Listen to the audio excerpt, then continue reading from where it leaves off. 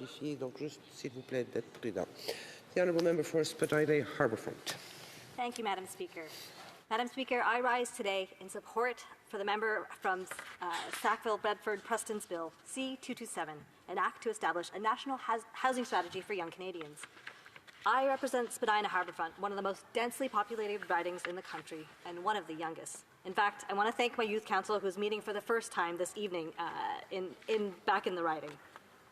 According to the 2021 census, 94% of homes in my riding are in buildings with 5 or more stories, and our median age is just 32 years old, nearly a decade younger than the national average. Over the past few decades, Spadina Harbourfront has been transformed with rapid growth, bringing thousands of young people to live, work, play, and build their futures in the heart of our city. We have reshaped the Toronto skyline, bringing more people closer to jobs, transit, and community. We've created opportunities for young people to live near where they work, study, and build their lives. This growth has not come without pressures, but it offers important lessons for the national housing conversation we have been having over the past several years. One of these lessons is the vital role that non-market housing, particularly cooperative housing, plays in keeping communities livable and inclusive, especially for young and low-income households. Cooperatives like Harbourfront Channel Housing Co-op and Arcadia Housing Cooperative in my riding of Spadina Harbourfront are thriving waterfront communities where residents share governance, build strong neighbour-to-neighbour support systems, and access stable, below-market housing in one of the most expensive areas of our country.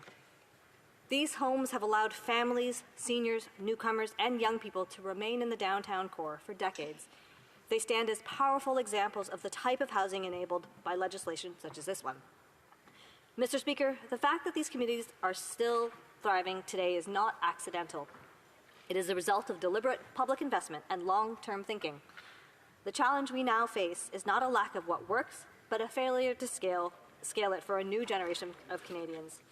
A national housing strategy for young Canadians that meaningfully considers cooperative housing alongside student housing, purpose-built rentals, and pathways for first-time buyers is not just sensible, it is long overdue. As serious as our government is about building homes, we must also be serious about building the right mix of homes so young people can actually afford to live in the communities they study in, work in, and help to build. Why is this overdue? Because our young people today face a housing affordability crisis unlike any generation since the post-war period. For far too many, home ownership is out of reach. Even securing a stable, affordable rental has become a challenge. When young people cannot afford housing or cannot move for housing, the consequences extend far beyond shelter. As I knock on doors in my riding, I hear the same message again and again. Young people and young families want to stay in the communities they love. They want to build their careers here, raise their children here, and remain close to the networks and supports that make urban life possible. But the homes we build must reflect the lives people are trying to live. We cannot keep building cities as if they are only for singles and short-term renters. If we want young Canadians to put down roots, our housing supply must include family-friendly homes that make long-term life in our downtowns possible. The ripple effects are obvious: lower productivity and economic growth, and decreased well-being both in the short and long term of one's life. Madam Speaker, the economic case is just as compelling. A 2024 report from the Canadian Centre for Economic Analysis found addressing housing unaffordability could generate $24.4 billion in additional disposable income, increase our GDP by $22 billion, and create 189,000 jobs while delivering $5 billion in new tax revenue. These are real, tangible benefits for young Canadians and our entire economy. Madam Speaker, when housing instability begins to shape who can move, who can work, and who can plan for their future, it stops being only an economic problem and becomes a social one with real consequences for safety, autonomy, and equality. And let us be clear, housing insecurity is not gender neutral. The Canada Mortgage and Housing Corporation has reported that women are more likely to experience acute housing needs, and those rates are higher for racialized women. For young women in particular, the shortage of accessible options, whether it is emergency shelters, transitional housing, cooperative housing, or affordable units, can carry serious safety implications. Without safe and affordable alternatives, some young women cannot leave unsafe and unhealthy living situations. Some remain trapped in abusive relationships simply because they have nowhere else to go. This is why housing is about far more than affordability alone. it is about safety, it's about dignity, and it is about security. The national housing strategy for young Canadians must also reflect this reality. Housing lives at the intersection between personal autonomy and personal security, and this must find its way into our legislation. That is precisely why C-227 is so important. By establishing a national housing strategy for young Canadians, it ensures that federal housing policy responds not only to market pressures, but to the social realities that shape young people's lives. The economic and social benefit for government action to address affordability is clear, and our government understands that. With the launch of Build Canada Homes, the federal government is taking decisive steps to accelerate the construction of affordable housing at scale through a single streamlined agency. By financing and prioritizing nonprofit housing, including transitional, supportive, cooperative, and affordable housing, this federal government is ending a decades-long retreat from building homes Canadians can truly afford.